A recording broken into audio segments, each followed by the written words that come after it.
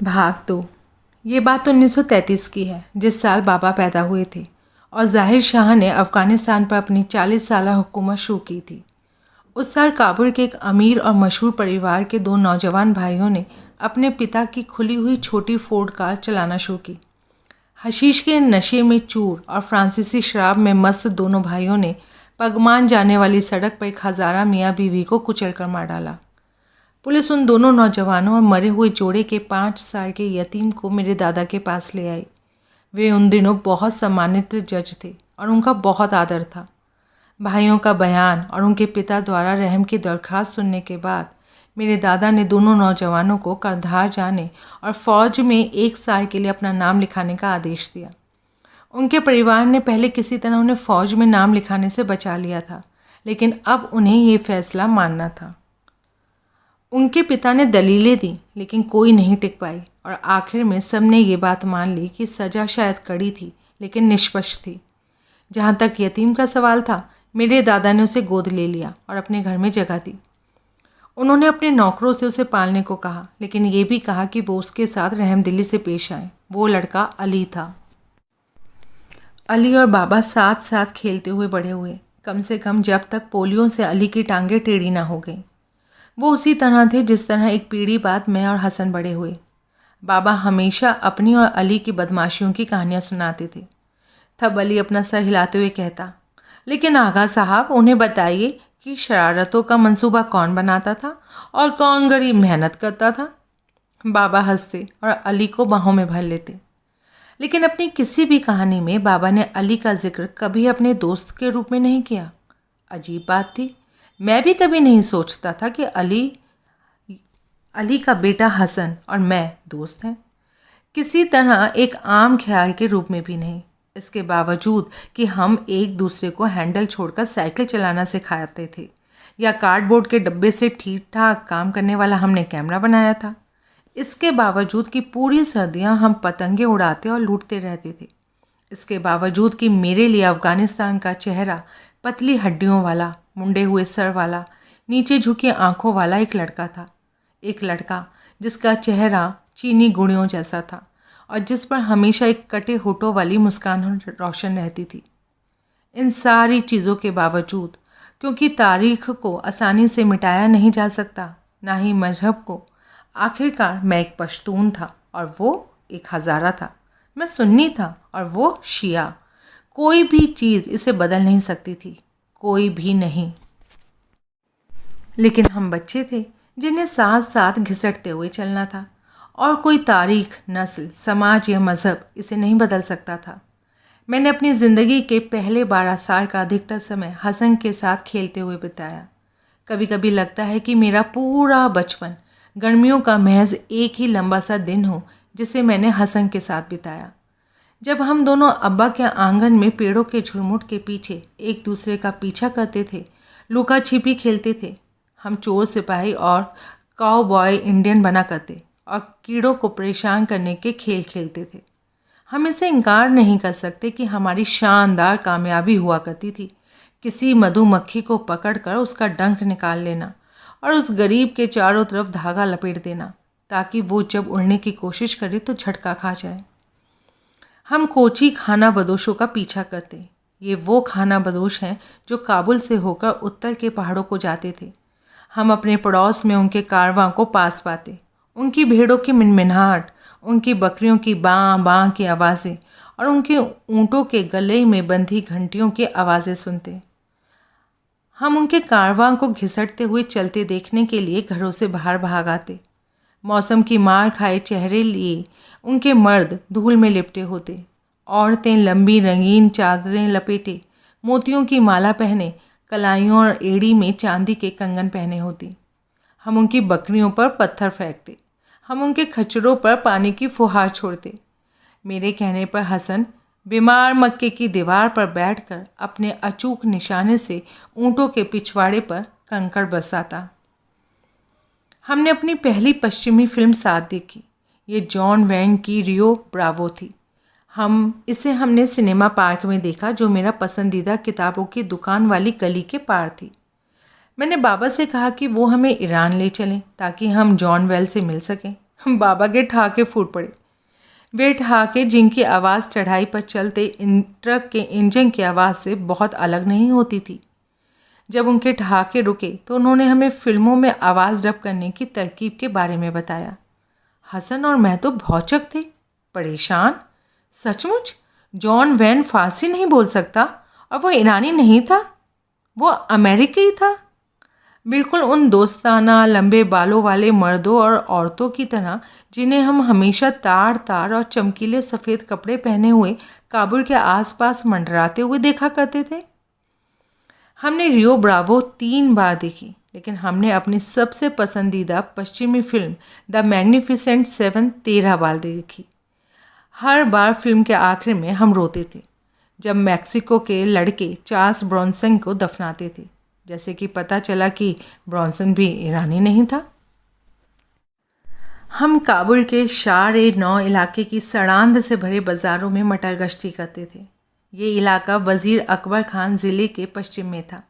हम उन फिल्मों के बारे में बातें करते थे जिन्हें हमने अभी अभी देखा था और बाज़ारों की चहल पहल भरी भीड़ के बीच से गुजरते रहते थे। हम कारोबारियों और भिखारियों के बीच से रेंगते हुए निकलते। हम छोटी और भरी हुई दुकानों से तंग हो गई पतली गलियों से गुजरते। बाबा हमें हर हफ्ते 10 अफ़गानी दिया करते और हम इसे गर्म कोका कोला या गुलाब जल की पिस्ता लगी आइसक्रीम पर खर्च कर देते। स्कूल के दिनों में रोज़ हम एक ढर्रे पर चलते। मेरे बिस्तर से निकलने और बाथरूम जाने से पहले हसन नहाकर अली के साथ नमाज़ पढ़ने के बाद मेरा नाश्ता तैयार कर चुका होता। नाश्ते में होती चीनी के 3 टुकड़ों के साथ काली गर्म कॉफ़ी और टोस्ट किया हुआ नान, जिस पर मेरी पसंदीदा खट्टी चेरी का मुरब्बा लगा होता। ये सब करीने से खाने की टेबल पर सजा होता था। जब मैं खाना खाता और होमवर्क के बारे में शिकायतें करता, हसन मेरा बिस्तर ठीक करता, मेरे जूते पॉलिश करता, मेरे लिए उस दिन के कपड़े प्रेस करता, मेरी किताबें और पेंसिलें पैक करता। मैं उसे छोटे से कमरे में कपड़े इस्त्री करते वक्त गुनगुनाते हुए सुनता। वो नाक से निकलती अपनी आवाज़ में कोई पुराना हज़ारा गीत गा रहा होता। तब बाबा और मैं उनकी काली फोर्ड मास्टूंग पर बैठते। ये कार हर जगह लोगों को जलन से भर देती, क्योंकि ये वही कार थी जिसे स्टीव मैकेन ने बुलेट में चलाया था। ये फिल्म एक थिएटर में 6 महीने चली थी। हसन घर पर रहता और दिन के कामों में अली की मदद करता, हाथ से गंदे कपड़ों की धुलाई में और उन्हें आंगन में सूखने के लिए टांगने में, फर्श बुहारने में, बाज़ार से ताज़ा नान खरीदने में, रात के खाने के लिए गोश्त को मसाले में डुबाकर रखने में, लॉन में पानी छिड़कने में। स्कूल के बाद हसन और मैं मिलते। हम कोई किताब उठाते और दौड़ कर एक छोटी सी पहाड़ी पर चढ़ जाते। कटोरे जैसी ये पहाड़ी अब्बा की वज़ीर अकबर खान में जायदाद के ठीक उत्तर में थी। पहाड़ी पर एक पुराना और अब काम में ना आने वाला एक कब्रिस्तान था। यहाँ एक कतार से कब्रों पर लगे हुए बिना निशान वाले पत्थर थे और थी रास्ता रोकने वाली उलझाऊ झाड़ झंखाड़। बारिश और बर्फ़ की मार ने लोहे के दरवाजे को जंग में बदल दिया था और कब्रिस्तान की नीची सफ़ेद पत्थर की दीवार मलबे में बदल गई थी। कब्रिस्तान में दाखिल होने के दरवाजे पर अनार का एक पेड़ था। वो गर्मियों का एक दिन था जब मैंने अली की रसोई के एक चाकू से पेड़ पर हम दोनों के नाम खोदे, काबुल के सुल्तान आमिर और हसन। इन शब्दों का मतलब था कि ये पेड़ हमारा था। स्कूल से आने के बाद हसन और मैं इसकी डालियों पर चढ़ जाते और एक दूसरे से इसके खून जैसी लाल रंगत वाले अनार छीनते झपटते। फल खा लेने और घास में हाथ पहुँच लेने के बाद मैं हसन को कुछ पढ़कर सुनाता। पालथी मारकर बैठे हुए हसन के चेहरे पर धूप और अनार की पत्तियों की परछाई नाचती। जब मैं उसे पढ़कर कहानी सुनाता तो खोया हुआ हसन घास की पत्तियां ज़मीन से उखाड़ता रहता। वो खुद नहीं पढ़ सकता था। जब वो पैदा हुआ था तभी ये बात तय हो चुकी थी कि हसन अली और अधिकतर हज़ारा लोगों की तरह एक अनपढ़ के रूप में बड़ा होगा, या शायद उस समय जब वो सनोबर के पेट में उसकी मर्जी के बगैर आया था। कुछ भी हो, आखिर एक नौकर के लिए लिखे हुए शब्दों का क्या इस्तेमाल है। लेकिन अपनी अनपढ़ता के बावजूद, या हो सकता है कि इसी की वजह से हसन शब्दों के रहस्य की ओर खिंचा आया था, एक ऐसी दुनिया से मोहित जो उसके लिए वर्जित थी। मैं उसे शायरी और कहानियाँ पढ़कर सुनाता। कभी कभी मैं उसे पहेलियाँ भी सुनाता। हालांकि मैंने तब उन्हें सुनाना बंद कर दिया जब मैंने देखा कि वो मुझसे कहीं अधिक आसानी से उन्हें सुलझा लेता है। इस तरह मैंने उसे ऐसी चीज़ें सुनाई जिसमें मुझे कोई चुनौती नहीं दे सकता था, जैसे कि अनाड़ी मुल्ला नसरुद्दीन और उसके गधे के कारनामे। हम पश्चिम में सूरज के डूबने तक घंटों पेड़ के नीचे बैठे रहते और तब भी हसन जिद करता कि एक और कहानी, एक और अध्याय। उसके लिए रोशनी अभी भी काफ़ी है। मुझे हसन को पढ़कर सुनाते वक्त सबसे अच्छा तब लगता जब कोई ऐसा भारी शब्द आ जाता जिसे वो नहीं जानता। मैं उसे छेड़ता, उसकी नादानी का ऐलान करता।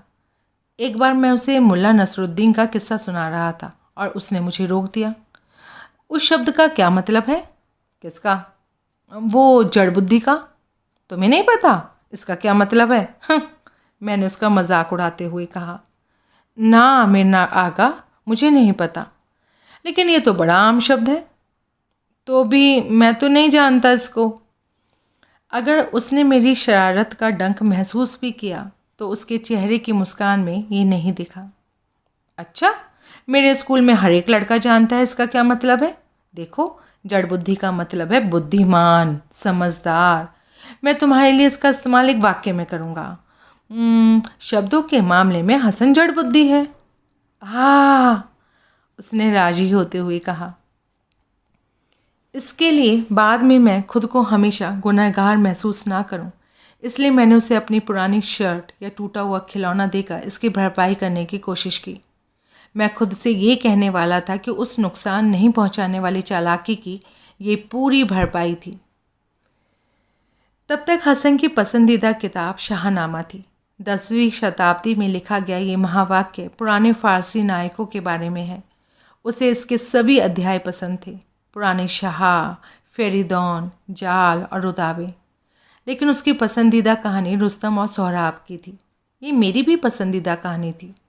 ये महान जाबाज रुस्तम और उसके फुर्तीले घोड़े रक्ष की कहानी थी। रुस्तम जंग में अपने दिलेर दुश्मन सोहराब को जानलेवा तरीके से जख्मी कर देता है और तब जाकर उसे पता लगता है कि सोहराब उसका बहुत पहले खोया हुआ बेटा है। दुख का मारा रुस्तम अपने मर रहे बेटे के अंतिम शब्द सुनता है। अगर तुम असल में मेरे पिता हो तो क्या तुमने अपनी तलवार अपने बेटे के खून में डुबोई है? और तुमने ये अपनी ज़िद में किया है? मैं तुमको प्यार की खातिर तलाश रहा था और तुम्हारे लिए खुशामद की। मैंने सोचा था कि तुम में अपनी माँ की याद दिलाने वाली निशानियाँ देखूँगा, लेकिन दिल से की गई मेरी दरख्वास्त बेकार गई और अब मुझे जाकर मिलने का समय आ गया है। इसे फिर से पढ़िए ना मेरा आगा, हसन कहता जब मैं उसे ये हिस्सा पढ़कर सुनाता। कभी कभी हसन की आंखों में आंसू भर आते और मुझे हमेशा इस पर हैरानी होती कि वो किसके लिए रोता है। सदमे के मारे रुस्तम के लिए जो अपने कपड़े फाड़ लेता है और अपने सर में राख लपेट लेता है, या फिर मर रहे सोहराब के लिए जिसने केवल अपने पिता के प्यार का लंबा इंतज़ार किया। निजी तौर पर मैं रुस्तम की किस्मत में त्रासदी नहीं देख सका। आखिरकार क्या सारे बाप अपने दिल के छुपे हुए कोने में अपने बेटों को मारने की चाहत नहीं रखते? 1973 की जुलाई के महीने में मैंने एक दिन हसन पर एक दूसरा तरीका आजमाया। मैं उसे पढ़कर सुना रहा था और अचानक लिखी हुई कहानी से भटक गया। मैंने किताब पढ़ते रहने का नाटक किया। मैं लगातार पन्ने भी पलटता रहा, लेकिन मैंने किताब की कहानी छोड़ दी थी। मैंने कहानी को अपने तरीके से सुनाया। जाहिर है हसन इससे बेखबर था। उसके लिए पन्नों पर लिखे शब्द अबूझ संकेतों का अंबार थे। उन्हें सुलझाया नहीं जा सकता था। वो रहस्यमय थे। शब्द खुफिया दरवाजे थे और सारी चाबियां मेरे पास थी। इसके बाद मैंने उससे पूछना शुरू किया कि क्या उसे कहानी पसंद आई। जब हसन ने तालियां बजाना शुरू किया, मेरे गले में खिलखिलाहट उभर आई। क्या कर रहे हो तुम? मैंने कहा। तुमने बहुत दिनों में जितनी कहानियां सुनाई है ना, उनमें ये सबसे अच्छी कहानी है, उसने कहा, और वो अभी भी ताली बजा रहा था। सचमुच? हाँ सचमुच। ये तो बड़ा शानदार है, मैं बड़बड़ाया। ये सचमुच शानदार था। उसकी तो मुझे उम्मीद भी नहीं थी। सुनो, क्या तुम यकीन से कह रहे हो हसन? वो अभी भी ताली बजा रहा था। ये तो बहुत बढ़िया थी आमिर आगा। क्या तुम कल इसमें से और पढ़कर मुझे सुनाओगे? शानदार, मैंने दोहराया। मैं थोड़ा बेदम था। मैं उस आदमी की तरह महसूस कर रहा था जिसने अपने घर के दरवाजे में गड़ा खजाना खोज निकाला हो। पहाड़ी से उतरते हुए ख्यालात मेरे दिमाग में इस तरह फट रहे थे जैसे चमन में आतिशबाजी छूटती है। काफ़ी दिनों में सुनाई गई सबसे अच्छी कहानी, उसने कहा था। मैंने उसे ढेर सारी कहानियाँ सुनाई थी। हसन मुझसे कुछ पूछ रहा था। क्या? मैंने कहा। इसका क्या मतलब है? वो शानदार। मैं हंसा, उसे दोनों बाहों में जकड़ा और उसके गाल को चूम लिया। किस बात के लिए चूमा? उसने पूछा। वो थोड़ा भौचक था, थोड़ा शर्माया हुआ। मैंने उसे एक दोस्ताना धौल जमाई और मुस्कुराया। तुम शहजादे हो हसन, तुम शहजादे हो और मैं तुम्हें प्यार करता हूँ। उसी रात मैंने अपनी पहली कहानी लिखी। इसमें मुझे 30 मिनट लगे। ये ऐसे आदमी के बारे में एक छोटी और दुख भरी कहानी थी जिसे एक जादुई प्याला मिल जाता है। उसे पता लगता है कि इस प्याले में रोने पर उसके आंसू मोती में बदल जाएंगे। लेकिन भले ही वो गरीब था, वो खुशहाल था और कभी कभार ही आंसू बहाता था। इसलिए उसने अपने आप को उदास रखने का तरीका खोज निकाला ताकि उसके आंसू उसे अमीर बना सकें। जैसे जैसे मोतियों का अंबार लगता गया, उसकी लालच भी बढ़ती गई। कहानी जब ख़त्म होती है तो आदमी मोतियों के पहाड़ पर बैठा हुआ है। उसके हाथों में चाकू है और वो प्याले में रोता जा रहा है। उसके हाथों में उसकी प्यारी बीवी की कटी हुई लाश है। उस शाम मैं सीढ़ियाँ चढ़ा और बाबा के स्मोकिंग रूम में दाखिल हुआ। मेरे हाथों में वो 2 पन्ने थे जिन पर मैंने कहानी लिखी थी।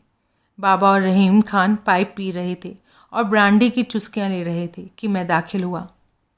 ये क्या है आमिर? बाबा ने सोफे पर लेटते हुए और हाथों को सर के नीचे रखते हुए कहा। उनके चेहरे के गिर्द नीला धुआं छल्ले बना रहा था। उनकी नज़र से मेरा गला सूख गया था। मैंने इसे साफ किया और उन्हें बताया कि मैंने एक कहानी लिखी है। बाबा ने सर हिलाया और हल्के से मुस्कुराए। उस मुस्कान में उनकी झूठी दिलचस्पी से भी अधिक कुछ था। अच्छा, ये बहुत अच्छा है, नहीं? उन्होंने कहा और इसके बाद कुछ भी नहीं। उन्होंने बस धुएं के बादलों के पास से मुझे देखा। शायद मैं वहाँ मिनट भर के लिए खड़ा रहा, लेकिन वो मेरी ज़िंदगी का सबसे लंबा मिनट था। पल घिसटते हुए गुजरते रहे, मानो हर एक पल का दूसरे से अंतहीन जुड़ाव है। हवा भारी, नम और लगभग ठोस हो गई। मैं मुश्किल से सांस ले रहा था। बाबा मुझे घूरने लगे। उन्होंने पढ़ने को भी नहीं कहा। हमेशा की तरह रहीम खान ने मुझे उबारा। उन्होंने अपना हाथ बढ़ाया, मुस्कुराए। उस मुस्कुराहट में कुछ भी झूठा नहीं था। मैं इसे देख सकता हूँ आमिर जान? मुझे इसे पढ़ना बहुत अच्छा लगेगा। बाबा शायद ही कभी मुझे बुलाते वक्त प्यार से जान कहते थे। बाबा ने कंधे सुकोड़े और उठ गए। वे भी राहत में दिख रहे थे कि मानो रहीम खान ने उन्हें भी उबाल लिया हो। हाँ, इसे काका रहीम को दे दो, मैं तैयार होने के लिए ऊपर जा रहा हूँ। और इसी के साथ वो कमरे से बाहर चले गए। काफ़ी दिनों तक मैं बाबा की इबादत मज़हब की शिद्दत से करता रहा था, लेकिन ठीक उस पल मैंने चाहा कि अपनी नसें खोल दूँ और उनका घिनौना खून अपनी देह से बहा दूँ। घंटे भर बाद जब शाम का आसमान धुंधला पड़ा, वे दोनों अब्बा की कार में एक दावत में शिरकत करने गए। जाते हुए रहीम खान मेरे आगे झुके और मुझे मेरी कहानी और एक मुड़ा हुआ कागज़ थमा गए। वे मुस्कुराए और मुझे आंख मारी। तुम्हारे लिए, इसे बाद में पढ़ना। फिर वे थोड़ा रुके और इसके बाद उन्होंने वो एक शब्द कहा जिसने मुझे लिखने के लिए कभी भी किसी भी संपादक द्वारा दी गई शाबाशी से भी अधिक प्रेरित किया। वो शब्द था ब्रावो, शाबाश। जब वो चले गए, मैं अपने बिस्तर पर बैठा और मैंने चाहा कि रहीम खान काश मेरे अब्बा होते। तब मैंने बाबा के बारे में सोचा और उनके उस बड़े संदूक के बारे में, और ये कि जब वे मुझे लेकर इसके सामने खड़े होते हैं तो कितना अच्छा लगता है। कैसे सुबह सुबह वो ब्रूट में महकते हैं और कैसे उनकी दाढ़ी मेरे चेहरे पर चुभती है। अचानक मुझ पर एक ऐसा अपराध बोध छा गया कि मैं बाथरूम की ओर भागा और नाली में उल्टी करने लगा। बाद में उस रात बिस्तर में दुबके हुए मैंने रहीम खान का पुर्जा बार बार पढ़ा। उसमें लिखा था, आमिर जान, तुम्हारी कहानी से मुझे मज़ा आया। माशाअल्लाह, खुदा ने तुम्हें एक ख़ास प्रतिभा दी है और अब इस प्रतिभा को तेज़ करना तुम्हारा फ़र्ज़ है, क्योंकि जो आदमी खुदा की दी हुई प्रतिभा को बर्बाद करता है वो गधा होता है। तुमने अपनी कहानी एक मजबूत व्याकरण और दिलचस्प शैली में लिखी है, लेकिन इस कहानी की सबसे दिलचस्प बात है कि इसमें तंज़ है। हो सकता है तुम्हें अभी ये ना पता हो कि शब्द का मतलब क्या है, लेकिन तुम एक दिन इसे जानोगे। ये ऐसी चीज़ है जिस तक कुछ लेखक सारी ज़िंदगी पहुंचना चाहते हैं, लेकिन कभी हासिल नहीं कर पाते। तुमने इसे अपने पहले ही कदम में पा लिया है। मेरा दरवाज़ा तुम्हारे लिए खुला है और हमेशा रहेगा आमिर जान। मैं हर वो कहानी सुनूंगा जो तुम सुनाओगे। शाबाश। तुम्हारा दोस्त रहीम। रहीम खान का पोजा पढ़ने के बाद हवा में उड़ते हुए मैंने कहानी उठाई और नीचे एक छोटी सी कोठरी की ओर भागा जहां अली और हसन चटाई पर सो रहे थे। वो केवल तभी घर के भीतर सोते थे जब बाबा बाहर होते थे और अली को मुझे संभालना होता था। मैंने हसन को हिलाकर उठाया और पूछा, क्या वो एक कहानी सुनना चाहेगा? अभी क्या समय हो रहा है? उसने नींद से भरी अपनी आंखों को मींचते हुए जमाई ली। समय की छोड़ो, खास कहानी है, मैंने खुद लिखी। मैं फुसफुसाया ताकि अली ना जाग जाए। हसन का चेहरा चमक उठा। तब तो मुझे सुनना ही पड़ेगा, उसने कहा और कंबल उसने पहले ही उतार दिया था। मैंने हसन को वो कहानी अपने लिविंग रूम में संगमरमर के फायरप्लेस के पास बैठकर सुनाई और इस बार मैं शब्दों से खिलवाड़ नहीं कर रहा था। ये तो मेरी ही कहानी थी। कई तरह से हसन एक बेहतरीन श्रोता था। वो कहानी में पूरी तरह डूब जाता। उसका चेहरा कहानी के बदलते लहजे पर बदलता रहता। जब मैं कहानी की आखिरी लाइन पढ़ रहा था, उसने अपने हाथों से ताली की दबी हुई आवाज़ निकाली। माशाअल्लाह आमिर आगा, शाबाश। वो चमक रहा था। तुम्हें पसंद आई? मैंने पूछा। मुझे दूसरी बार तारीफ मिल रही थी और ये कितनी मीठी थी। इंशाअल्लाह किसी दिन आप एक बड़े लेखक बनेंगे और सारी दुनिया के लोग आपकी कहानी पढ़ेंगे। हसन, तुम बढ़ा चढ़ा कर बोल रहे हो, मैंने इसके लिए उसे प्यार करते हुए कहा। नहीं नहीं, आप बड़े और मशहूर बनेंगे, उसने जोर देते हुए कहा। फिर वो थोड़ा रुका, मानो कुछ और कहने वाला हो। उसने अपने शब्दों के वज़न की जांच की और अपना गला साफ किया। फिर थोड़ा शर्माते हुए उसने कहा, लेकिन क्या आप मुझे कहानी के बारे में एक सवाल करने की इजाज़त देंगे? हाँ हाँ बेशक। अच्छा, उसने शुरू किया पर वो रुक गया। हाँ मुझे बताओ हसन, मैंने कहा। मैं मुस्कुराया, हालांकि मेरे भीतर का असुरक्षित लेखक इसे सुनने को लेकर उतना निश्चिंत नहीं था। अच्छा, उसने कहा, मैं पूछ सकता हूँ कि आदमी ने अपनी बीवी को क्यों मारा? असल में उसे आंसू बहाने के लिए उदास होने की ज़रूरत क्यों पड़ी? क्या वो बस एक प्याज नहीं सूंघ सकता था? मुझे काट मार गया। ये खास नुक्ता कभी मुझे नहीं सूझा। ये इतना साफ था कि ये पूरी तरह बेवकूफ़ी है। मैंने चुपचाप होठ हिलाए। ये ज़ाहिर हुआ कि जिस रात मैंने लिखने के मकसद यानी तंज के बारे में जाना, उसी रात मुझे इसकी मुश्किल के बारे में भी पता लगा। वो थी कहानी की योजना में कमज़ोरी। सारे लोगों में ये बात मुझे हसन ने ही सिखाई, उस हसन ने जो कभी पढ़ नहीं सकता था और जिसने पूरी ज़िंदगी में कभी एक शब्द तक नहीं लिखा। एक ठंडी और अंधेरी आवाज़ मेरे कानों में फुसफुसा गई। वो क्या जानता है? वो अनपढ़ हज़ारा। वो कभी एक बावर्ची के अलावा और कुछ नहीं बन सकता। वो तुम में दोष निकालने की हिम्मत कैसे कर सकता है? अच्छा, मैंने कहना शुरू किया, लेकिन ये बात कभी पूरी नहीं कर पाया क्योंकि अचानक अफ़गानिस्तान हमेशा के लिए बदल गया। तूफ़ान की तरह कुछ गरजा, धरती थोड़ी कांपी और हमने गोलियां चलने की आवाज़ सुनी। अब्बा! हसन चिल्लाया। हम अपने पैरों पर उछले और बैठक से बाहर भागे। हमने अली को कोठरी में बेचैनी से लंगड़ाते हुए चलते पाया। अब्बा, ये कैसी आवाज़ है? हसन ने लगभग चीखते हुए पूछा। उसने अली की तरफ बाहें फैला रखी थी।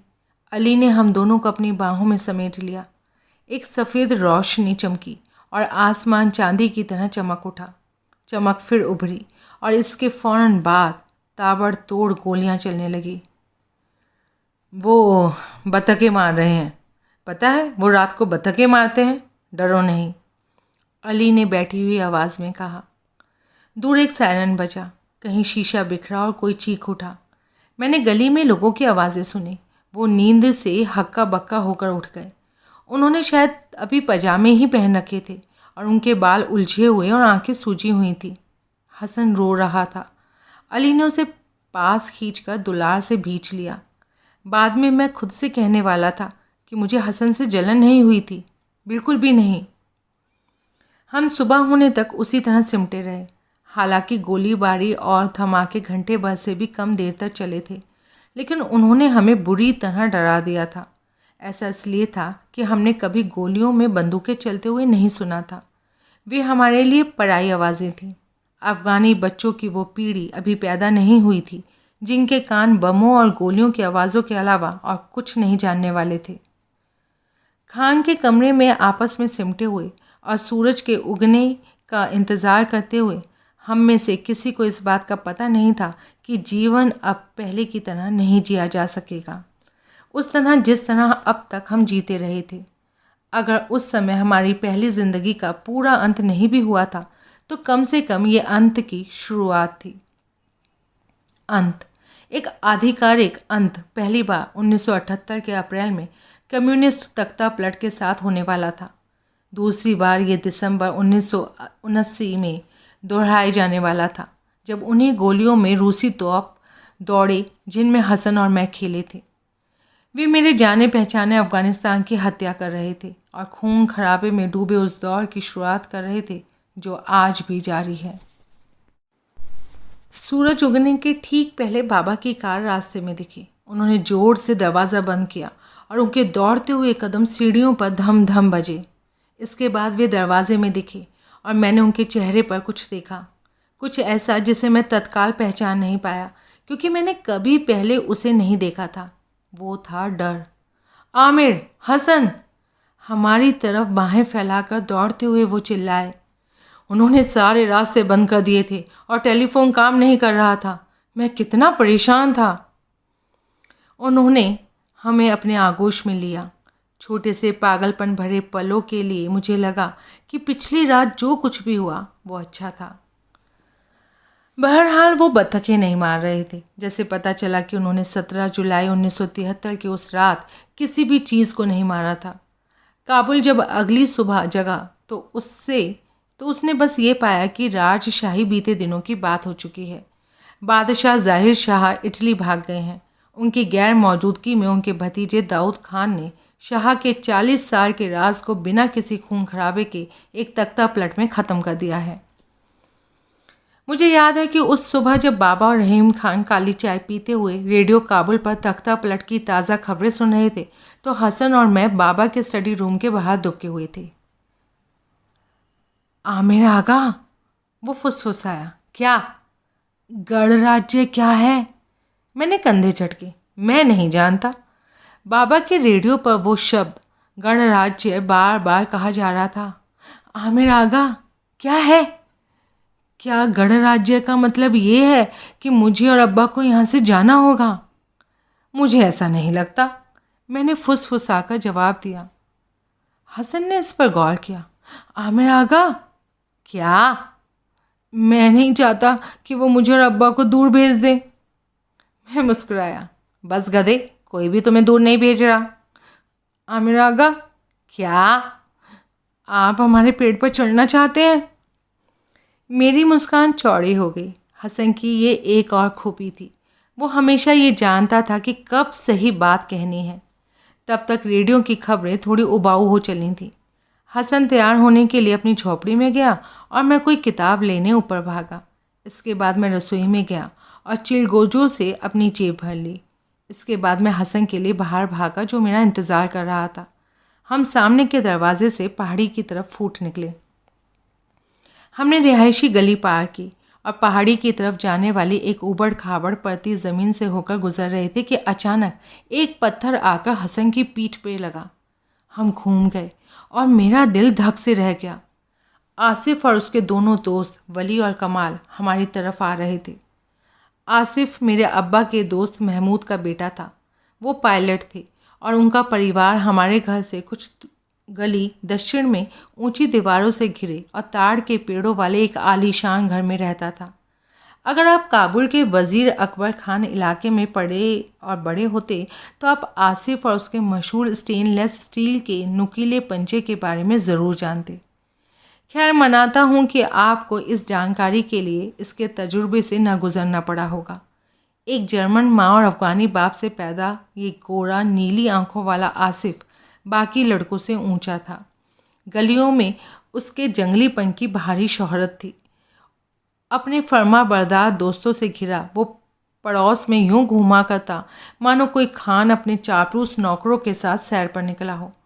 उसका कहा कानून था और अगर आपको कानूनी पढ़ाई की ज़रूरत महसूस हुई तो उसका नुकीला पंजा आपको पढ़ाने का सही औजार था। मैंने एक बार उसे कारतेचर जिले से आए एक बच्चे पर उन पंजों का इस्तेमाल करते हुए देखा था। मैं आसिफ की नीली आंखों की वो चमक कभी नहीं भूल सकता। मुझे लगा था कि ये इंसान की आंखें नहीं हैं। और फिर कैसे वो हंसा जब उसने घूंसा मारकर बेचारे बच्चे को बेहोश कर दिया। वकील अकबर खान के कुछ बच्चों ने उसका नाम आसिफ गोशखोर या कानखोर आसिफ रख दिया था। बेशक उनमें से कोई भी उसके मुंह पर यह नाम लेने की हिम्मत नहीं कर सकता था, और जब तक उसकी खुद की इच्छा उस बेचारे बच्चे जैसी हालत करवाने की ना हो जो अनजाने में इस नाम की वजह बन गया था। आसिफ के साथ उस लड़के का झगड़ा पतंग को लेकर हुआ था, जिसका अंत उस लड़के के कान के एक कीचड़ से भरे गटर में तैरने के साथ हुआ था। आसिफ जिस तरह का जीव था, उसके लिए सालों बाद मैंने अंग्रेज़ी का एक शब्द सीखा, सोशियोपैथ, मनोरोगी। इस शब्द का कोई अच्छा फारसी समानार्थक शब्द नहीं है। अली को जो पड़ोस के बच्चे तंग किया करते थे, आसिफ उनमें सबसे निर्मम था। असल में उसी ने बबलू जीर यानी कि हैवान कहना शुरू किया था। ओ बबलू जीर, आज तुम किसे खाओगे? चलो बबलू, थोड़ा मुस्कुरा दो। और जिन दिनों में वो ख़ास तौर से थोड़ा ज़्यादा रंग में रहता, उन दिनों वो अपनी ज़बान थोड़ा चटाकेदार बना लेता। अरे ओ चपटी नाक वाले बबलू, आज तुम किसे खाओगे? बताओ हमें, वो बहंगी आँख वाले गधे। अब वो हमारी तरफ आ रहा था। अपने हाथ उसने अपने कूल्हों पर रख रखे थे और उसके जूतों से हल्की धूल उड़ रही थी। गुड मॉर्निंग लौंडेबाज, आसिफ इशारा करते हुए चिल्लाया। गांडू। अपमानित करने का ये उसका एक और पसंदीदा तरीका था। उन तीनों लड़कों के करीब आने पर हसन मेरे पीछे चला आया। वो हमारे सामने खड़े थे। तीनों लंबे लड़के टी शर्ट और जीन्स पहने हुए थे। हम सबसे ऊंचे आसिफ के होठों पर मखौल उड़ाने वाली मुस्कान थी। उसने अपने सीने पर हाथ बांध रखे थे। एक बार फिर मुझे लगा कि आसिफ पूरी तरह इंसान नहीं था। मुझे ये भी लगा कि मैं कितना खुशकिस्मत था कि मेरे पास बाबा जैसे अब्बा थे, क्योंकि मुझे लगता था कि यही अकेली वजह थी कि आसिफ मुझे परेशान करने से बाज आता था। उसने अपना रुख हसन की ओर किया। ओ चपटी नाक वाले बबलू, कैसा है? हसन ने कुछ नहीं कहा। वो मेरी तरफ एक कदम और सरक आया। खबर सुनी तुमने लड़के? आसिफ ने कहा। उसका मखौल उड़ाता लहजा बना हुआ था। बादशाह जा चुका है, अच्छा छुटकारा मिला है। हमारा सदर जिंदाबाद। आमिर, तुम ये जानते हो, मेरे अब्बा दाऊद खान को जानते हैं। मेरे अब्बा भी जानते हैं, मैंने कहा। असल में मुझे कुछ भी नहीं पता था ये सच था या झूठ। मेरे अब्बा भी जानते हैं, आसिफ ने शिकायती लहजे में मेरी नकल की। कमाल और वली एक सुर में खिलखिलाए। मैंने चाहा कि काश बाबा वहाँ होते। खैर, दाऊद खान पिछले साल मेरे घर पर दावत पर आए थे। तुम्हें ये सुनकर कैसे लगा आमिर? आसिफ ने आगे कहा। मैंने सोचा कि क्या कोई उस दूर दराज के इलाके में हमारी चीख सुन पाएगा। बाबा का घर वहाँ से खासा किलोमीटर भर दूर था। मुझे इच्छा हुई कि काश मैं घर पर रह गया होता। तुम जानते हो, अगली बार जब दाऊद खान मेरे घर खाने पर आएंगे ना, तो मैं उनसे क्या कहूँगा? मैं उनसे थोड़ी गपशप करने वाला हूँ, मर्द से मर्द की तरह। उन्हें बताऊँगा कि मैंने अपनी माँ से हिटलर के बारे में क्या कहा था। अब हमारे पास भी एक नेता है, एक महान नेता। एक ऐसा मर्द जिनके पास एक विज़न है। मैं दाऊद खान को ये याद दिलाऊंगा कि जो काम हिटलर ने शुरू किया था, अगर वो उसे पूरा कर दें तो दुनिया एक बेहतरीन जगह हो जाएगी। आसिफ बोलता जा रहा था, लेकिन बाबा कहते हैं कि हिटलर पागल था, उसने ढेरों बेगुनाह लोगों को मारने का हुक्म दिया था। मैं अपना मुंह बंद करने के लिए उसके पास हाथ ले जाता, उससे पहले मैं ये बोल पड़ा। आसिफ मक्कारी से हंसा। वो मेरी अम्मी की तरह है। मेरी अम्मी जर्मन है ना, उन्हें तो बेहतर पता होना चाहिए था, लेकिन तब वो चाहते कि तुम इसे मानो नहीं चाहते। वो नहीं चाहते कि तुम सच्चाई को जानो।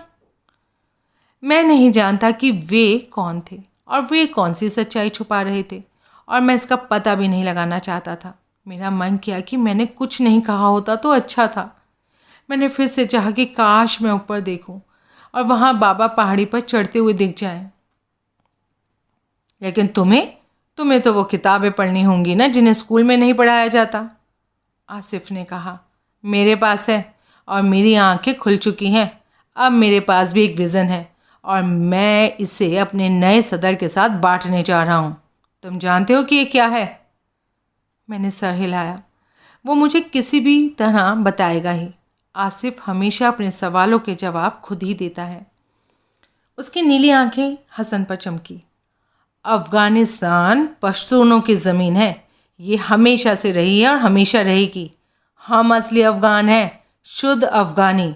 ये चपटी नाक वाला अफ़गानी नहीं है। इन लोगों ने हमारी ज़मीन, हमारे वतन को नापाक कर रखा है। इन्होंने हमारे खून को गंदा किया है। उसने अपने हाथों को लहराते हुए एक भव्य मुद्रा बनाई।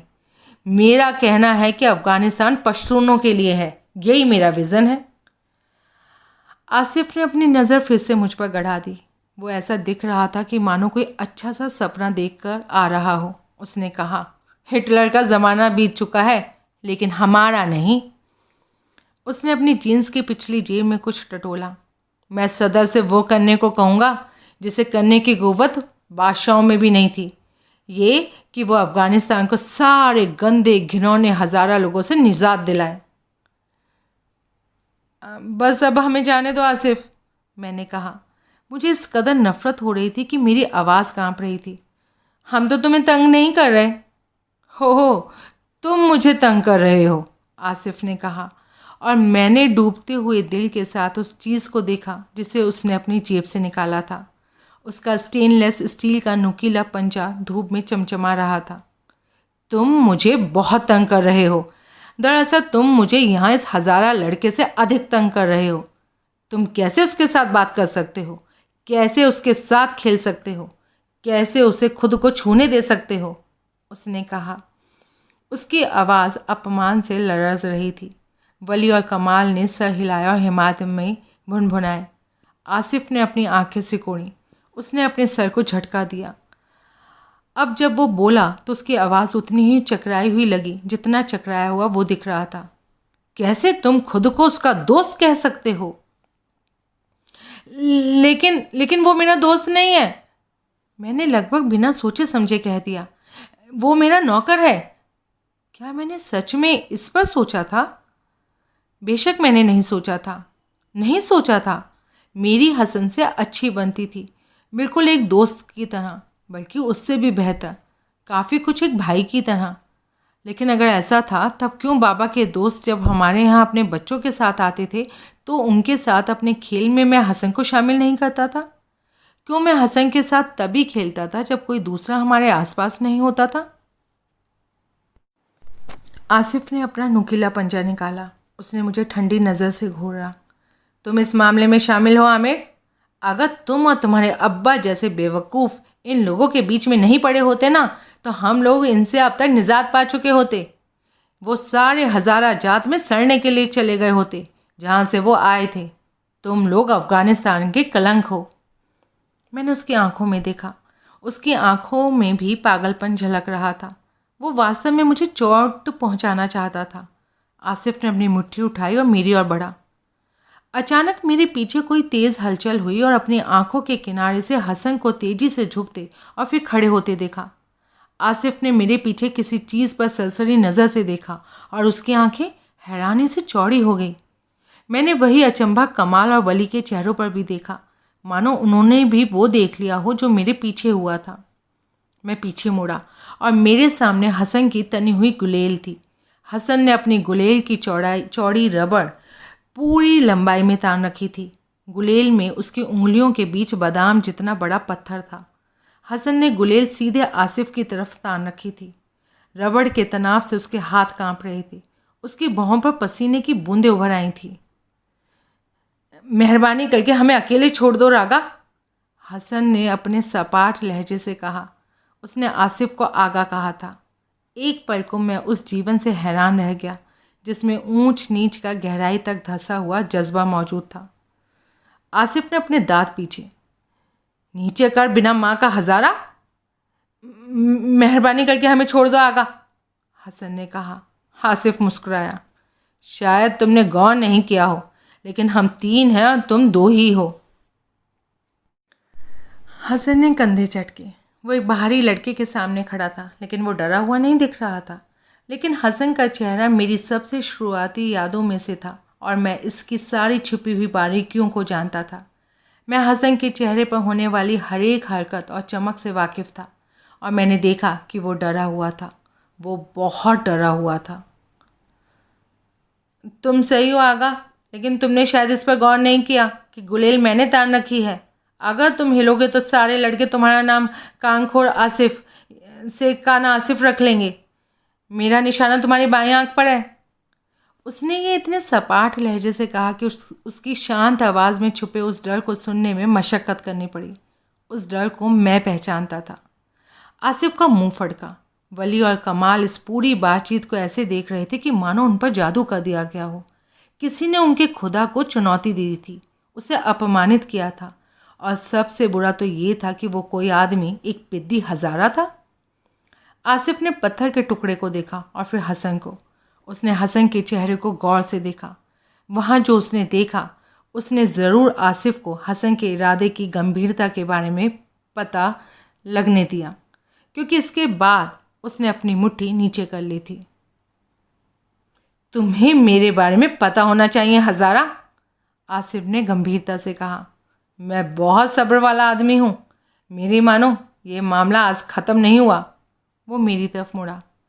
ये तुम्हारे लिए भी ख़त्म नहीं हुआ आमिर। किसी दिन तुम्हें मुझसे आमने सामने निपटना पड़ेगा। आसिफ एक कदम पीछे हटा। उसके फर्मा बरदारों ने भी ऐसा ही किया।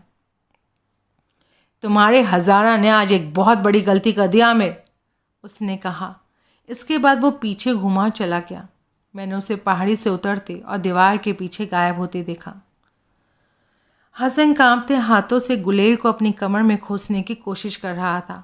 उसका मुंह कुछ इस तरह मुड़ गया था कि मानो वो मुझे आश्वस्त करते हुए मुस्कुराने वाला हो। उसे अपने पाजामे का बंद बांधने के लिए 5 बार कोशिश करनी पड़ी। घर लौटते हुए हम में से किसी ने कुछ नहीं कहा। हम थरथरा रहे थे। हमें पक्का डर था कि आसिफ और उसके दोस्त हमें आने वाले हर नुक्कड़ पर घेरेंगे। उन्होंने हमें नहीं घेरा और इससे हमें राहत मिलनी चाहिए थी, लेकिन हमें राहत नहीं मिली, बिल्कुल भी नहीं मिली।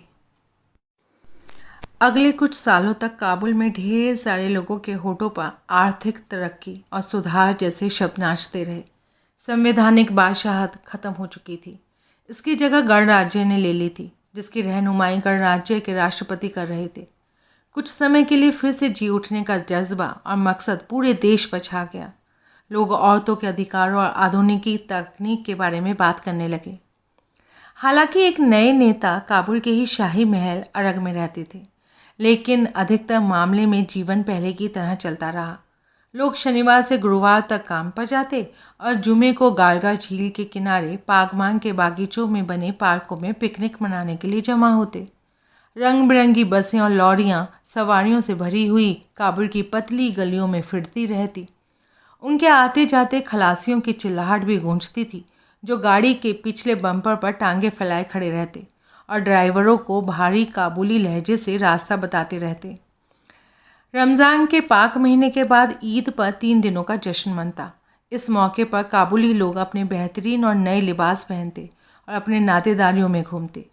लोग गले लगते और चूमते और एक दूसरे को ईद मुबारक कहते।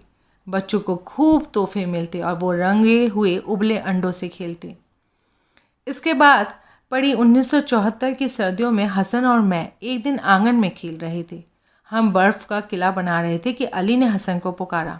हसन, आगा साहब तुमसे बात करना चाहते हैं। वो सामने के दरवाजे पर खड़ा था। उसने सफ़ेद कपड़े पहन रखे थे और उसने अपने हाथ कांख में दबा रखे थे और वो ज़ोर ज़ोर से सांसें ले रहा था।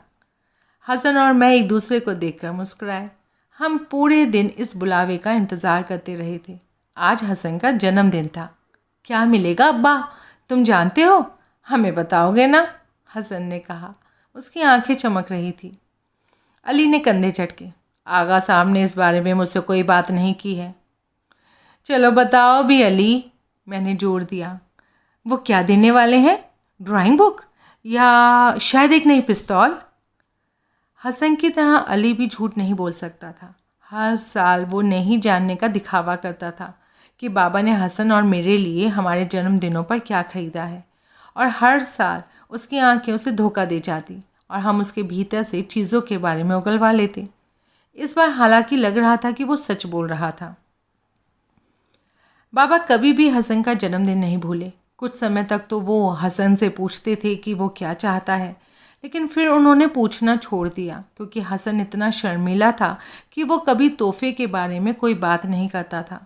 इसलिए हर साल सर्दियों में बाबा खुद ही कोई तोहफा खरीद लाते। उन्होंने एक साल उसे एक जापानी खिलौना ट्रक खरीदा था और दूसरे साल बिजली से चलने वाली ट्रेन का पहियों समेत एक पूरा सेट। पिछले साल बाबा ने हसन को एक हैरान करने वाला तोहफा दिया।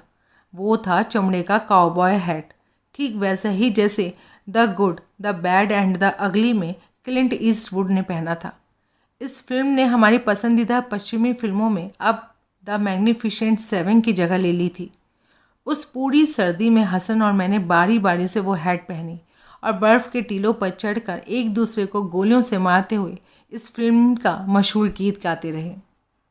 हमने अपने दास्ताने उतारे और सामने के दरवाजे के सामने बर्फ़ में सने जूते निकाले। जब हमने कोठरी में कदम रखे तो हमने वहाँ बाबा को बैठा पाया। वो लकड़ी से जलने वाले लोहे के चूल्हे के पास बैठे थे। उनके साथ भूरा सूट और लाल टाई पहने एक नाटा गंजा हिंदुस्तानी था। हसन, बाबा ने थोड़े नखरे के साथ मुस्कुराते हुए कहा, ये तुम्हारा जन्मदिन का तोहफा है। हसन और मेरी चकराई हुई नज़रें मिली। हमें तोहफे का कोई सजा धजा डब्बा तो नहीं दिख रहा था, ना ही वहाँ कोई थैला था। बस अली हमारे पीछे खड़ा था और थे बाबा, उस दुबले हिंदुस्तानी आदमी के साथ जो थोड़ा बहुत गणित के टीचर जैसा लग रहा था। भूरे कपड़ों वाला वह हिंदुस्तानी मुस्कुराया और हसन के आगे अपना हाथ बढ़ाया। मैं डॉक्टर कुमार हूँ, तुमसे मिलकर बहुत खुशी हुई। वो भारी और फिसलते हुए हिंदी लहजे में फ़ारसी बोल रहा था। सलाम अलैकुम, हसन ने असमंजस की हालत में कहा। उसने अपने सर को आदर से थोड़ा झुका लिया, लेकिन उसकी आंखें अपने पीछे अपने अब्बा को तलाश रही थीं। अली उसके पास चला आया और अपना हाथ हसन के कंधे पर रख दिए। बाबा की नज़रें हसन की चौकन्नी और थोड़ी घबराई हुई आंखों से मिली। मैंने डॉक्टर कुमार को नई दिल्ली से बुलवाया है। ये एक प्लास्टिक सर्जन है। तुम जानते हो ये क्या होता है? हिंदुस्तानी डॉक्टर कुमार ने कहा। हसन ने अपना सर हिलाया। उसने मदद के लिए मेरी तरफ देखा, लेकिन मैंने अपने कंधे झटक दिए। मैं बस इतना जानता था कि सर्जन की ज़रूरत अपेंडिसाइटिस ठीक करने के लिए पड़ती है, और ये मुझे तब पता लगा था जब मेरे क्लास का एक लड़का 1 साल पहले इससे मर गया था। तब टीचर ने हमें बताया था कि उन लोगों ने सर्जन के पास ले जाने में बहुत देर कर दी थी। हम दोनों ने अली को देखा, लेकिन बेशक उससे आप कभी इन मामलों पर बात नहीं कर सकते। उसका चेहरा हमेशा की तरह भावहीन था, हालांकि उसकी आंख में कोई गंभीर चीज़ तैर रही थी। अच्छा, डॉक्टर कुमार ने कहा, मेरा काम लोगों के शरीर के अंगों को ठीक करना है। कभी कभी उनके चेहरों को भी मैं ठीक करता हूँ। ओह, हसन ने कहा। उसने डॉक्टर कुमार को देखा, फिर बाबा को और फिर अली को। उसने अपने हाथों से अपने ऊपरी होठ को छुआ। हो, उसने फिर कहा, मैं जानता हूँ ये एक गैर मामूली तोहफ़ा है, और तुम जो सोच रहे थे शायद वो तोहफ़ा ये भले ना हो, लेकिन ये हमेशा तुम्हारे साथ रहेगा। बाबा बोले। ओह, हसन ने फिर कहा। उसने अपने होठों पर जीभ फेरी, अपना गला साफ किया और बोला, आगा साहब, क्या ये कुछ भी नहीं होगा। डॉक्टर कुमार ने दखल दी और मुस्कुराते हुए बोले, ये तुम्हें ज़रा भी नहीं दुखेगा। असल में मैं तुम्हें एक दवा दूंगा और तुम्हें एक भी चीज़ याद नहीं रहेगी। ओह, हसन ने कहा। वो भी राहत के साथ मुस्कुराया। जो भी हो, थोड़ी सी राहत। मैं डरा नहीं था आगा साहब, मैं तो बस। हो सकता है हसन बेवकूफ़ बन गया हो, लेकिन मैं नहीं बना था। मैं जानता था कि डॉक्टर जब कहते हैं कि नहीं दुखेगा तो इसका मतलब होता है कि आप मुश्किल में हैं। मैंने डरते हुए पिछले साल हुए अपने खतने को याद किया। डॉक्टर ने मुझसे ठीक यही बात कही थी और मुझे भरोसा दिलाया था कि ज़रा भी नहीं दुखेगा। लेकिन जब उस रात सुन्न करने वाली दवा का असर ख़त्म हुआ तो मुझे लगा कि किसी ने मेरी जांघों के बीच जलता हुआ लाल कोयला दबा दिया हो। बाबा ने मेरा खतना करवाने के लिए मेरे 10 साल के होने का इंतज़ार क्यों किया? ये बात मेरी समझ से परे थी, और ये बात उनमें से एक थी जिनके लिए मैं कभी भी बाबा को माफ़ नहीं करूँगा। मैंने चाहा कि मेरा भी ऐसा कोई घाव का निशान होता जिससे मैं बाबा की हमदर्दी हासिल करता। ये सही नहीं था। हसन ने बाबा का स्नेह पाने के लिए कभी कुछ नहीं किया। बस वो उस फालतू कटे हुए होठ के साथ पैदा हुआ था। सर्जरी अच्छे से हुई। जब पहली बार पट्टियां हटाई गईं, हम सबको थोड़ा सदमा हुआ था, लेकिन हम डॉक्टर कुमार की बात मानते हुए मुस्कुरा रहे थे। ये सर्जरी आसान नहीं थी क्योंकि हसन का ऊपरी होठ सूजे हुए और बेतरतीब ऊतकों का बेढंगा जाल था। जब नर्स ने हसन को शीशा दिया तो मुझे लगा कि हसन डरकर चीख पड़ेगा। हसन शीशे में खुद को देर तक और सोचते हुए देखता रहा और अली उसके हाथ पकड़े रहा। वो कुछ फुसफुसा कर जिसे मैं समझ नहीं पाया। मैंने अपने कान उसकी आवाज़ की तरफ लगा रखे थे। वो फिर फुसफुसाया, तशक्कुर, शुक्रिया। तब उसके होठ मुड़े और तब मैंने जाना कि वो क्या कह रहा था, क्या कर रहा था। वो मुस्कुरा रहा था, ठीक उसी तरह जिस तरह वो अपनी माँ के पेट से पैदा होते वक्त मुस्कुराया था। धीरे धीरे सूजन मिट गई और ज़ख्म भी ठीक हो गया। जल्दी ही बस वहाँ उसके होठ से ऊपर को जाती एक गुलाबी नुकीली लकीर बच गई। अगली सर्दियों में वहाँ महज एक धुंधला निशान था। ये एक विडंबना थी क्योंकि यही वो सर्दियाँ थीं जब हसन ने हमेशा के लिए मुस्कुराना बंद कर दिया। सर्दियाँ। हर साल सर्दियाँ शुरू होने पर पहले दिन मैं खूब सुबह अपने घर से पजामा पहने ही ठंड से अपनी बाहों को समेटे हुए निकल जाता हूँ। मैं राहदरी को, अपने अब्बा की कार को, दीवारों को, दरख्तों को, छतों को और पहाड़ी को फुट भर बर्फ़ में दबे हुए पाता हूँ। मैं मुस्कुराता हूँ। नीले आसमान का कोई ओर छोर नहीं है। बर्फ़ इतनी सफ़ेद है कि मेरी आंखें जल रही हैं।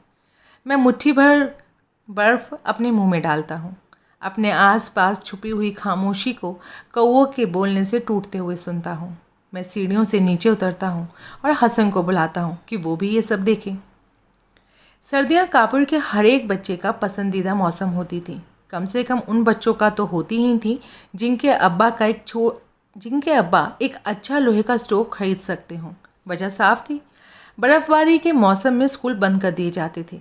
मेरे लिए सर्दियों के मौसम का मतलब भाग के लंबे लंबे सवालों से और बुल्गारिया की राजधानी का नाम रटने के दौर का अंत था, जिसके बाद शुरू होता था स्टोव के पास बैठकर हसन के साथ 3 महीने तक ताश खेलने, सिनेमा पार्क में मुफ्त में रूसी फिल्में देखने और सुबह सुबह स्नोमैन बनाने के बाद चावल के साथ मीठे शलजम का कोरमा उड़ाने का दौर।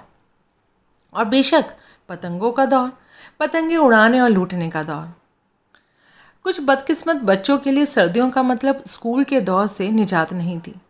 स्कूल में सर्दियों में खास कोर्स चलते थे जिन्हें वो स्वैच्छिक कोर्स कहा करते थे। मैं किसी ऐसे बच्चे को नहीं जानता था जो कभी इन क्लासों में अपनी मर्जी से गया हो। हाँ, उनके माँ बाप ज़रूर उनके लिए स्वैच्छिक काम करते थे। खुशकिस्मती से बाबा उन लोगों में से नहीं थे। मुझे याद है अहमद नाम का एक लड़का जो हमारी गली के पार रहता था। मुझे लगता है कि उसके अब्बा किसी तरह के डॉक्टर थे। अहमद को मिर्गी थी और वो हमेशा ऊनी बास्केट और मोटा काले फ्रेम का चश्मा पहनता था। आसिफ उसे लगातार तंग करता था। हर सुबह मैं अपने बिस्तर के पास की खिड़की से उनके हज़ारा नौकर को उनकी काली ओपेल के लिए रास्ते से बर्फ़ साफ़ करते हुए देखता था। मैंने अहमद और उसके अब्बा को कार में बैठते देखने की आदत बना ली थी। अहमद अपनी ऊनी बास्केट और सर्दियों का कोट पहने होता था। उसके स्कूल की बैग किताबों और पेंसिल से भरी होती थी। मैं उनके रवाना होने तक का इंतज़ार करता, जब तक वो नुक्कड़ पर नहीं पहुंच जाते। उसके बाद मैं अपने फलालेंग के पजामे में अपने बिस्तर में सरक जाता, कंबल अपनी ठोड़ी तक खींच लेता और खिड़की से उत्तर की तरफ बर्फ़ से ढकी पहाड़ी को देखता। उन्हें देखते देखते मैं फिर से नींद में बह जाता। मैंने काबुल की सर्दियों में गुजारे वक्त को प्यार किया। मैंने अपनी खिड़कियों पर बजती बर्फ़ की हल्की थपक को प्यार किया। मुझे ताज़ी बर्फ़ का मेरे रबर के काले जूतों के नीचे पिसना अच्छा लगता था। वो गर्माहट अच्छी लगती थी जिसे लोहे का स्टोव आंगन और गलियों में चीखती हुई गुजरती हवा के बीच हमें देता। लेकिन सबसे ज़्यादा ये बात अच्छी लगती कि जब दरख्त जम जाते और बर्फ़ सड़कों पर बिछ जाती तो मेरे और बाबा के बीच की ठंडक थोड़ी पिघलती, और इसकी वजह पतंगे थीं। बाबा और मैं एक ही घर में रहते थे, लेकिन हमारे वजूद की दुनिया अलग अलग थी। पतंगे कागज़ का वो टुकड़ा थी जो इन दोनों दुनियाओं में दखल रखती थी। हर सर्दी में काबुल के ज़िलों में पतंगबाजी के मुकाबले होते थे, और काबुल में रहने वाले बच्चों के लिए मुकाबले का दिन सारी सर्दी का सबसे शानदार दिन होता था। इससे कोई इनकार नहीं कर सकता। मैं मुकाबले के पहले वाली रात को कभी नहीं सोया। मैं करवटें बदलता रहता, दीवार पर जानवरों की परछाइयाँ बनाता रहता, यहाँ तक कि मैं अंधेरे में बालकनी तक में बैठता। मैं उस फौजी की तरह महसूस करता जो एक बड़ी लड़ाई के पहले रात में खंदकों में पड़ा सोने की कोशिश कर रहा हो, और ये उससे बहुत अलग भी नहीं था। काबुल में पतंगों के मुकाबले एक छोटे मोटे जंग जैसे ही थे। किसी भी जंग की तरह आपको लड़ाई के लिए खुद को तैयार करना पड़ता है। कुछ दिनों तक तो हसन और मैं अपनी पतंगे खुद बनाते थे। हम पतझड़ में अपना हफ्तावार खर्च बचाकर उसे चीनी मिट्टी के एक छोटे से घोड़े में जमा करते। उस घोड़े को बाबा एक बार हेरात से लाए थे। जब सर्दियों की हवाएं चलने लगती और बर्फ़ के बड़े बड़े टुकड़े गिरने लगते तो हम घोड़े के पेट का छोटा सा टुकड़ा हटाते। फिर हम बाज़ार जाते और बांस, गोंद, धागा और कागज़ खरीद कर लाते। हम घंटों बांस को बीच से छीलते रहते और कमानी बनाते। पतला टिश्यू पेपर काटते जो आसानी से गिराने और उठाने के लिए बना था, और हम अपना तार बनाते। अगर पतंग बंदूक थी तो तार चैम्बर में भरी हुई गोलियाँ, तार शीशे का बुरादा लिपटा हुआ धागा होता था। हम इसे बनाने के लिए आंगन में जमते। 500 फुट धागे को हम शीशे और गोंद की लेई पिलाते। इसके बाद तार को पौधे के बीच सूखने के लिए टांग देते। अगले दिन हम लड़ाई के लिए तैयार तार को लकड़ी की चरखी पर लपेट लेते। जब बर्फ़ पिघलती और बसंत की बारिश शुरू होती तो काबुल के हर एक लड़के की उंगली पर सर्दियों भर पतंगे उड़ाने की निशानी के रूप में घाव मौजूद होता। मुझे याद है कि मैं और मेरी क्लास के बच्चे जुटते और अपनी अपनी उंगलियों के घावों की तुलना करते। ये घाव टीसते और कुछ हफ्तों तक नहीं सूखते थे, लेकिन मैं इनकी परवाह नहीं करता था। ये उस प्यारे मौसम की याद दिलाते थे जो एक बार फिर इतनी जल्दी गुजर गया था। इसके बाद क्लास का कैप्टन सीटी बजाता और हम एक कतार में अपनी क्लास की तरफ चल देते। हम पहले से ही सर्दियों के जाने पर उदास होते और इसके साथ ही अभी साल भर चलने वाले स्कूल का नया शैतानी दौर सामने होता। लेकिन जल्दी ही ये साफ हो गया कि हसन और मैं पतंगे बनाने के मुकाबले पतंगे उड़ाने में ज़्यादा माहिर थे। हमारे डिज़ाइन में कोई कमी रह जाती जो हमेशा इसकी बर्बादी की वजह बनती। इसलिए बाबा हमें पतंगे खरीदने के लिए सैफ़ों के पास ले जाने लगे। पेशे से मोची बूढ़े सैफ़ों की आंखों से कम सोचता था, लेकिन वो शहर का मशहूर पतंग तराश भी था। वह काबुल नदी के कीचड़ भरे किनारों के दक्षिण में मौजूद भीड़ भाड़ वाली गली जाधे मेवांड की एक छोटी सी तंग जगह पर काम करता था। मुझे याद है जेल की काल कोठरियों की तरह की दुकानों में जाने के लिए बहुत झुक कर चलना पड़ता था, और फिर एक छोटा सा दरवाज़ा खिसकाकर लकड़ी की सीढ़ियाँ चढ़नी पड़ती जो सीलन से भरी गुफा जैसे तहखाने में ले जाती थी। वहीं सैफो अपनी वो पतंगे रखता था जिनकी भारी मांग थी। बाबा हम दोनों को एक जैसी 3-3 पतंगे और मांडा लगे तार की चरखी खरीद कर देते। अगर मैं अपना मन बदलते हुए एक बड़ी और थोड़ी सजी धजी पतंग की मांग करता तो बाबा उसे मेरे लिए तो खरीदते ही, हसन के लिए भी खरीद देते। कभी कभी मैं चाहता था कि बाबा ऐसा नहीं करें, वो सिर्फ मुझ पर ही अपना प्यार लुटाएं।